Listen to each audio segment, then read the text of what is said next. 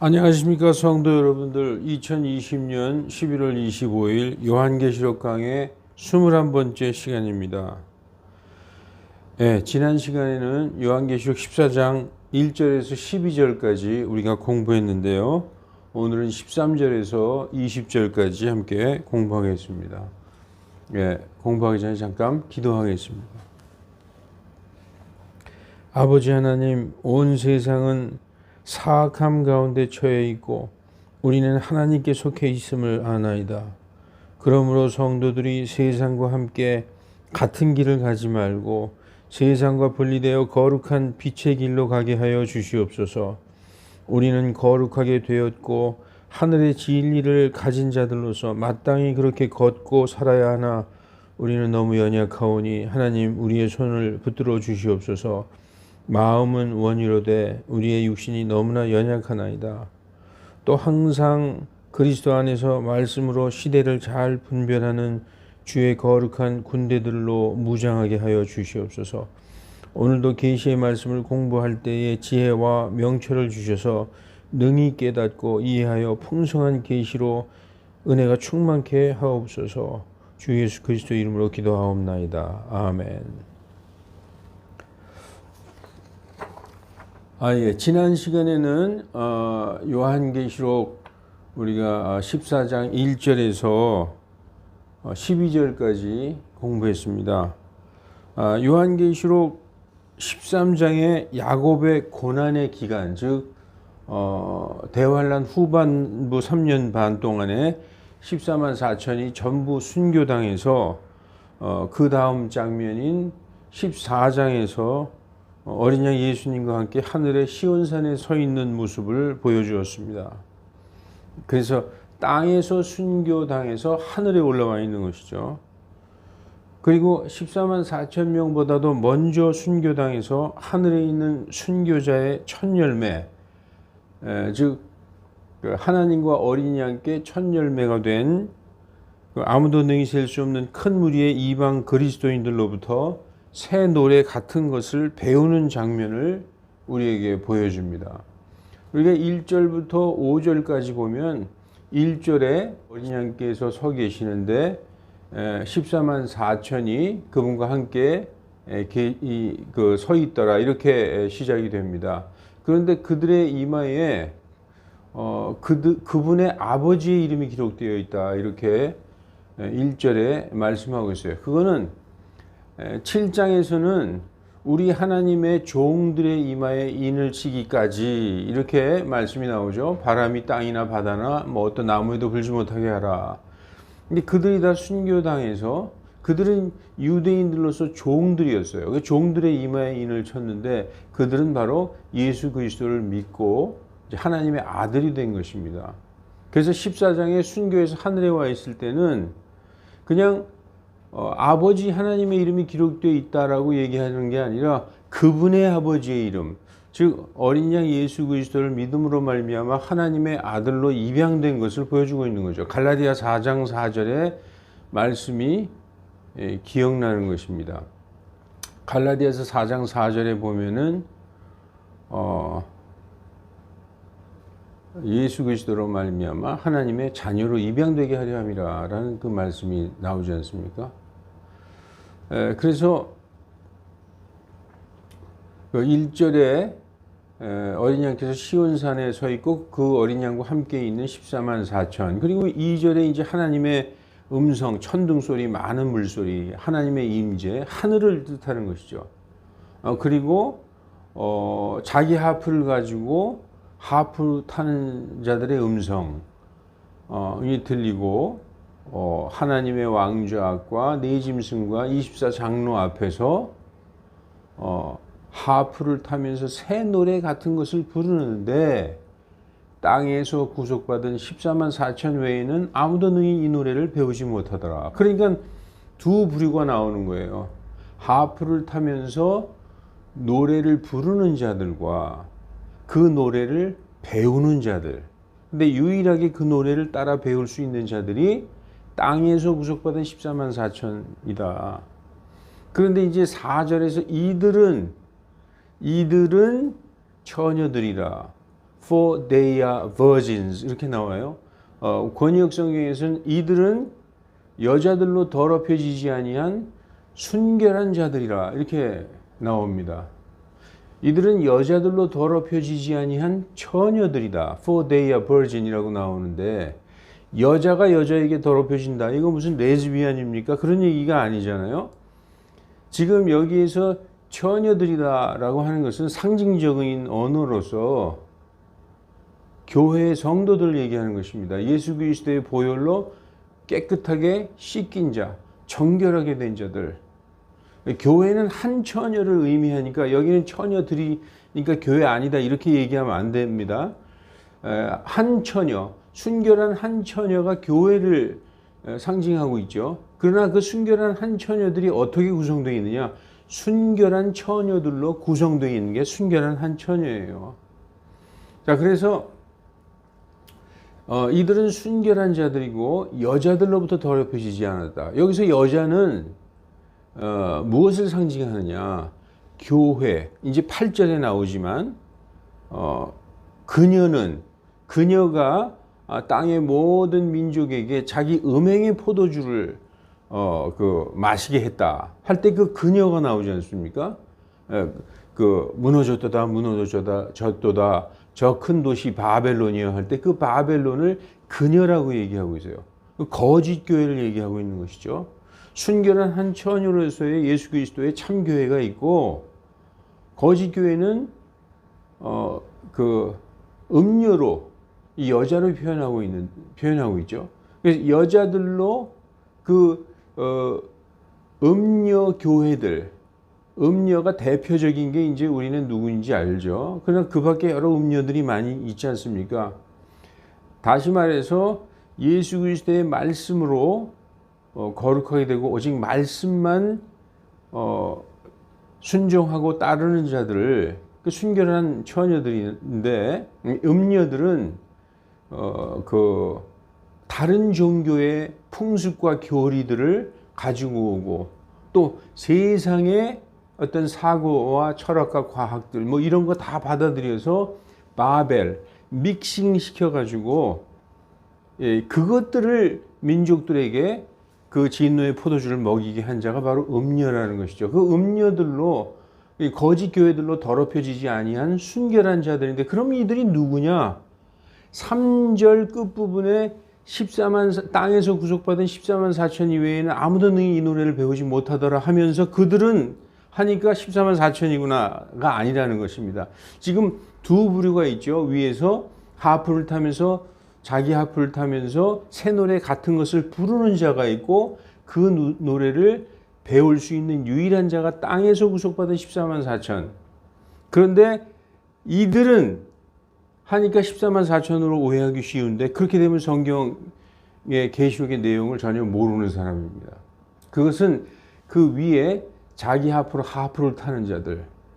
그래서 그들이 그 후반부에 4절 후반부에 보면 이들은 사람들 가운데서 대속을 받아 하나님과 어린 양께 첫 열매가 되었다라고 얘기하고 있어요. 민족과 족속과 백성과 언어 가운데서 대속을 받아서 그 5장에 보면은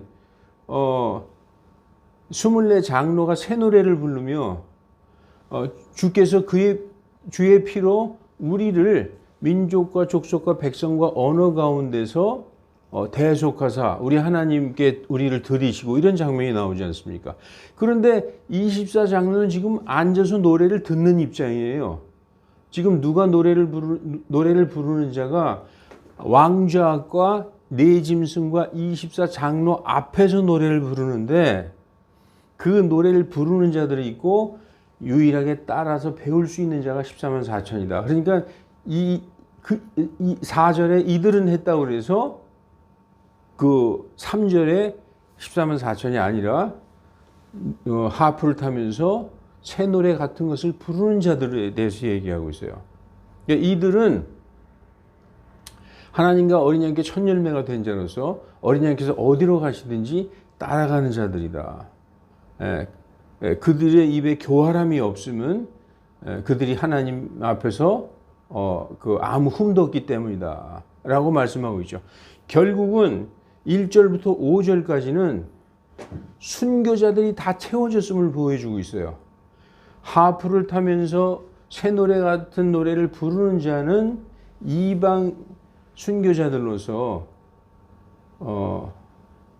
그 전삼년반 대환란까지 순교당한 교회의 순교자들로서 그 보면은 사도 요한에게는 형제들이 되겠죠.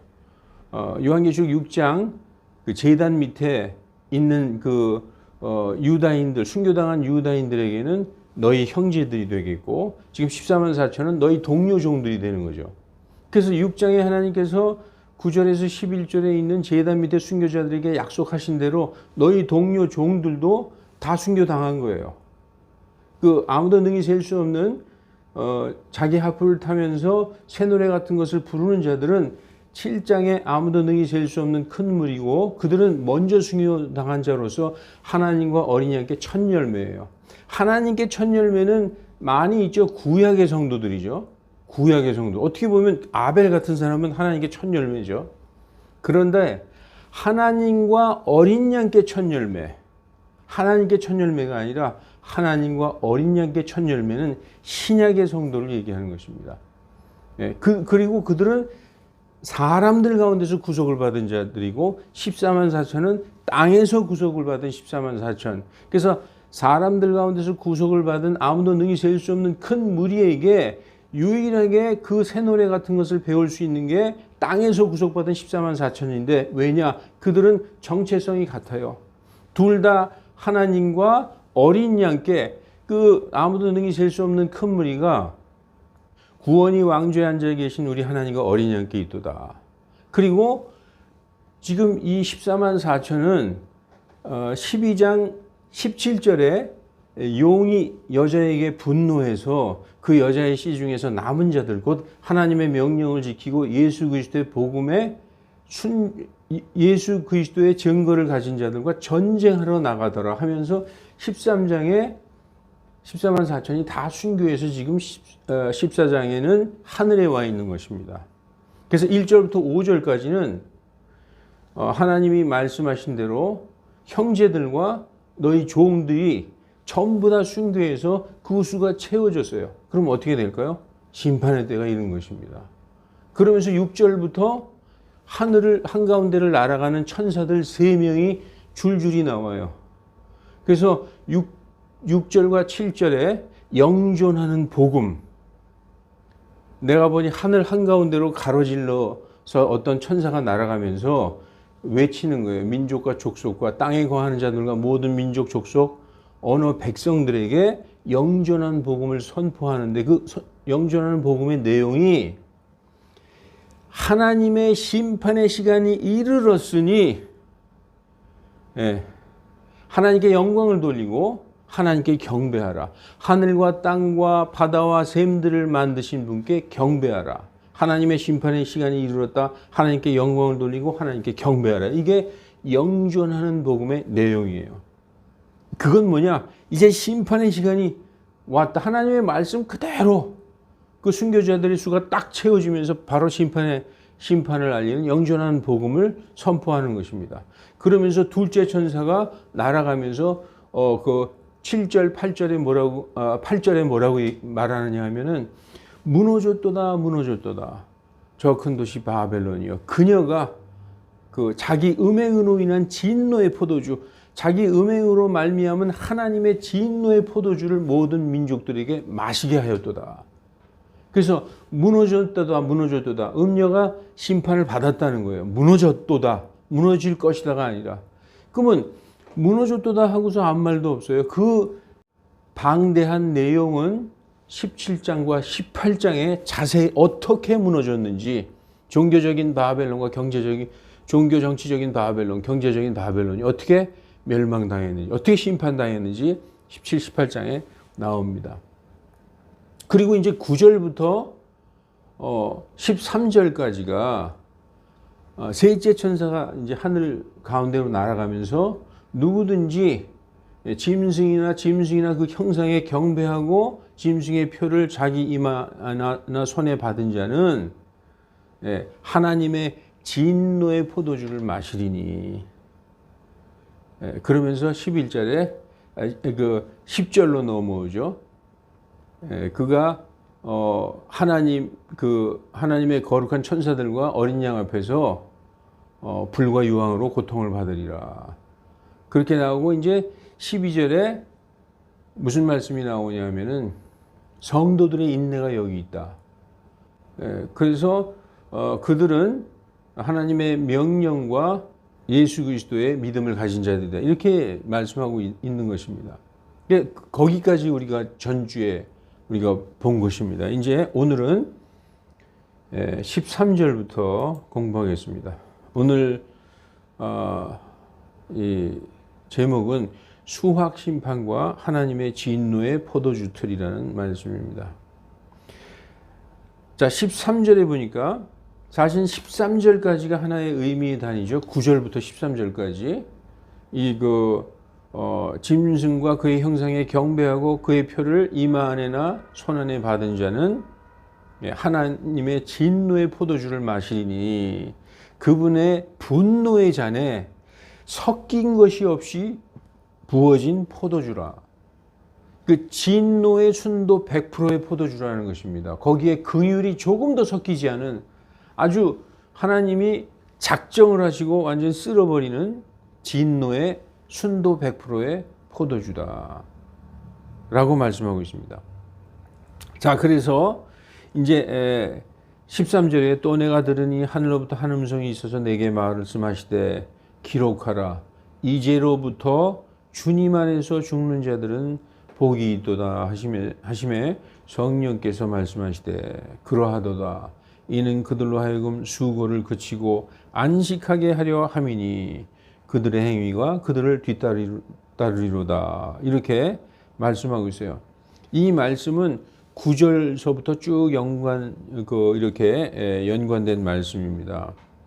그래서 주님 안에서 죽는다는 것은 짐승과 그의 형상에게 경배하거나, 왜냐하면 9절에 누구든지 짐승과 그의 형상에게 경배하고 그 표를 받는 자들은 하나님의 진노의 포도즙을 마시리니 하면서 쭉 연결된 말씀입니다. 그래서 짐승과 그의 형상에게 경배하거나 짐승의 표를 받기를 거부함으로 순교당하는 자들을 주 안에서 죽는 자, 주 안에서 주의 믿음을 지키며 죽는 자들이라는 것이죠. 하나님의 명령과 예수 그리스도의 믿음으로 끝까지 짐승의 표를 받지 않고 순교당한 자들이 바로 복이 있는 자들이다. 왜냐하면 그들의 행위가 그들을 뒤따르리로다. 이렇게 나오세요. 그들의 행위, 그들이 끝까지 예수님을 믿고 배신하지 않은, 자기들의 믿음을 저버리지 않은 그들의 행위가 그들을 그들이 큰 보상을 받는다 라는 얘기죠. 이 보상은 영원한 보상입니다. 영존하는 보상. 그래서 하나님의 명령과 예수 그리스도의 증거를 가진 자들은 누구냐? 여기 보면은 주님 안에서 죽는 자들, 즉 하나님의 명령과 예수 그리스도의 증거를 가진 자들, 이들은 여자의 씨 중에 남은 자들로서 14만 4천을 의미하는 것입니다. 자, 그리고 14장 14절에 또 내가 바라보니 보라 흰 구름이라. 그 위에 사람의 아들 같으신 이가 앉으셨는데, 예수님이시죠. 여러분, 예수님께서 흰 구름 위에 앉으셨어요. 이 공중 재림이죠. 예, 이거 부정하는 사람은 없을 거예요. 그 위에는 금왕관이 있고 그 손에는 날카로운 낫을 가지셨더라. 왜 낫을 가지셨을까요? 수확하러 오신 거죠. 공중 재림, 수확 심판의 때가 이르는 거예요. 왜? 너희 동료 종들과 너희 형제들도 너희처럼 죽임을 당하여 그 수가 채워지면 그때까지 조금만 더 쉬고 있어라. 즉 그때 심판하겠다. 그런 말씀이죠. 그래서 그 말씀하신 그대로 수가 채워지자 예수님께서 심판하러 오신 것입니다.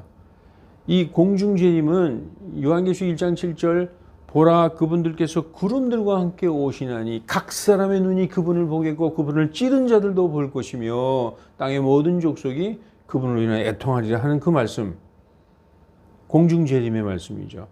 마태복음 20장 30절에도 그때 사람의 아들의 표적이 하늘에서 나타나겠고 땅의 모든 지파들이 애통하며 사람의 아들이 하늘의 구름들 가운데서 권능과 큰 영광을 가지고 오는 것을 보리라. 공중재림의 때가 이르는 것입니다. 자, 15장 16절 또 다른 천사가 성전으로부터 나와 구름 위에 앉으신 분께 큰 음성으로 외치되 낫을 휘둘러 거두소서. 천사가 예수님께 낫을 휘둘러 거두소서라고 말씀하는 거예요. 그러니까 어떤 사람은 그렇게 해석하더라고요. 이거는 그때는, 그때와 그 시간은 천사들도 모르고 아들도 모르고 오직 아버지만 아시느니라. 그래서 그 거둘 때를 천사가 이제 하나님께 듣고 아들에게 전해줬다 이렇게 얘기하는데 그것이 아니라 다 모아놨습니다. 그 수확할 자들을 땅 이 끝에서 저 끝까지 사방에서 모아서 데려다 놔놨으니 거두시옵소서 하는 그런 그 말씀을 하는 거죠. 낫을 휘둘러 거두소서 주께서 거두실 때가 이르렀고 땅의 수확물이 익었나이다 하니 구름 위에 앉으신 분께서 낫을 땅 위에 휘두르심에 땅이 거두어지니라.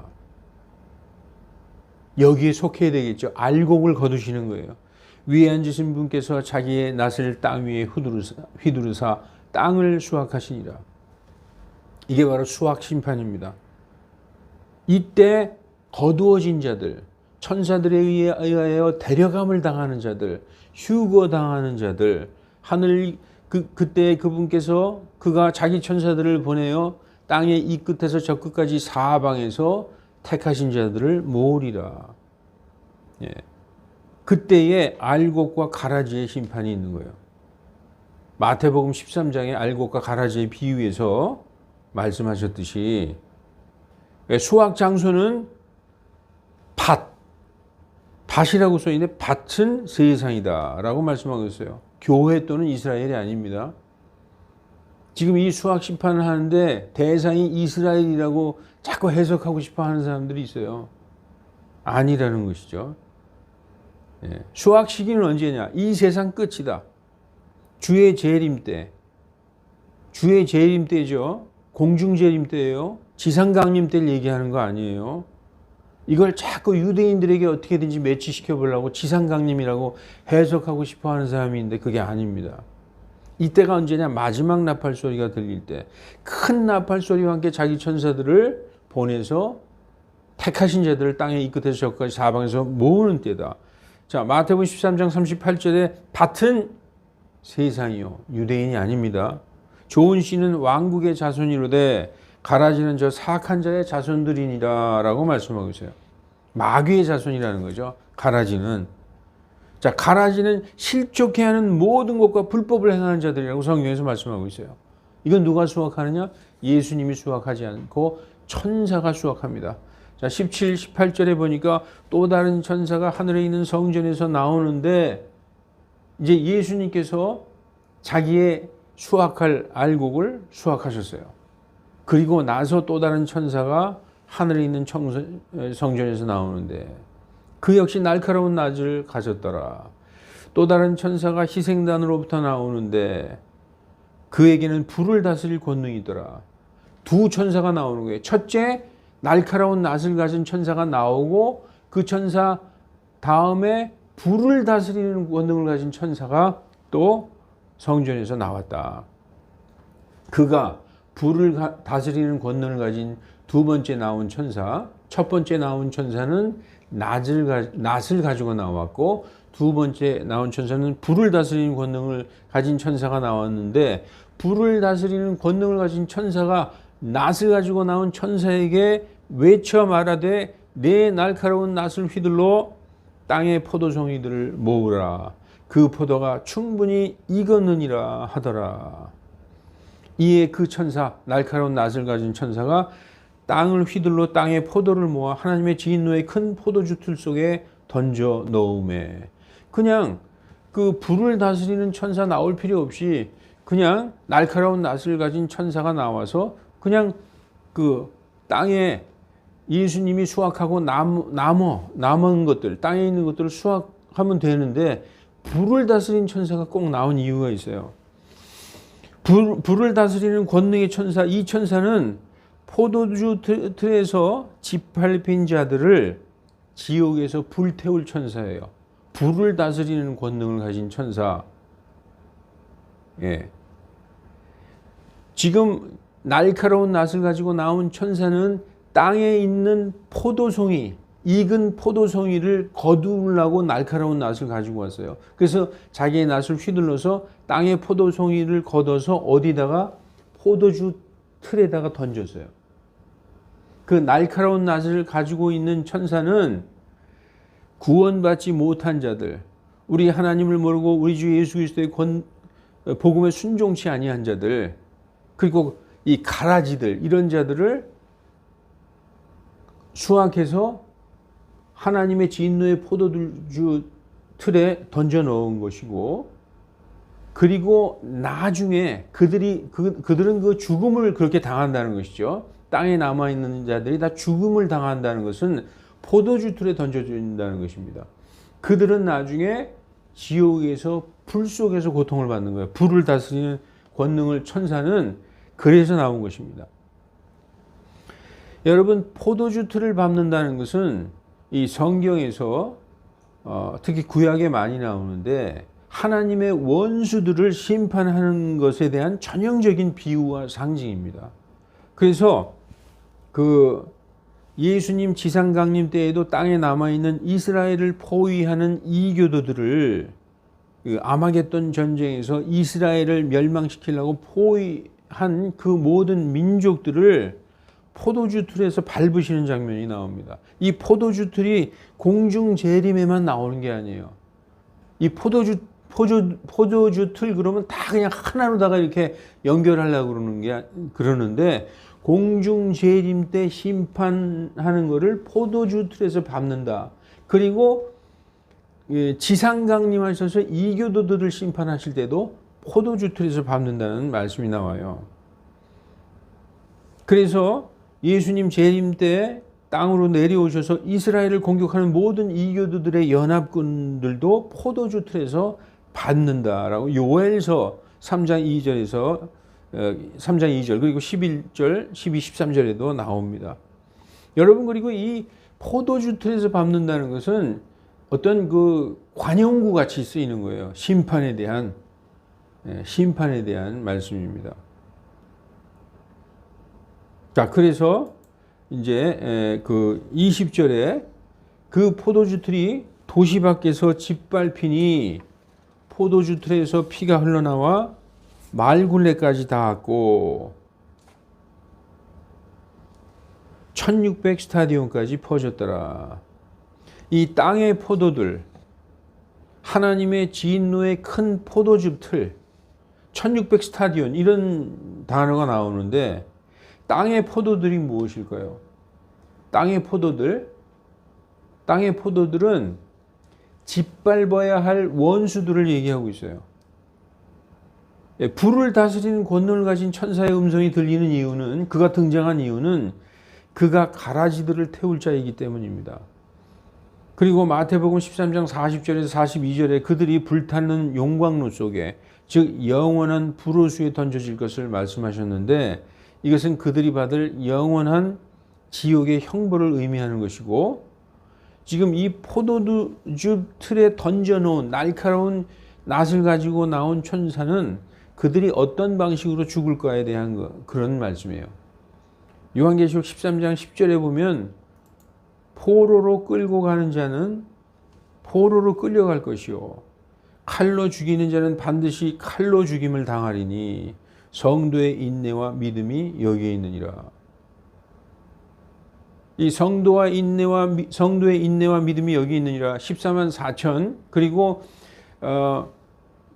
그 짐승이 경배하지 않고 표를 받지 않은 자들.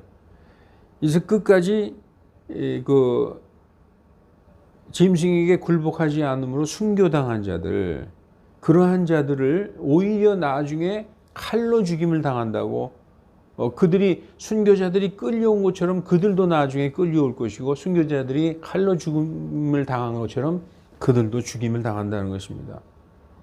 그래서 요한계시록 14장 8절과 10절에 하나님의 진노의 포도주를 마시게 될 것이라 라는 말씀이 있어요. 8절에 보면 그 음녀가 자기 음행으로 인한 진노의 포도주를 모든 민족에게 마시게 했습니다. 그래서 자기 음행으로 말미암은 하나님의 진노의 포도주를 마시게 했다는 거예요. 8절에. 그리고 10절에 보면은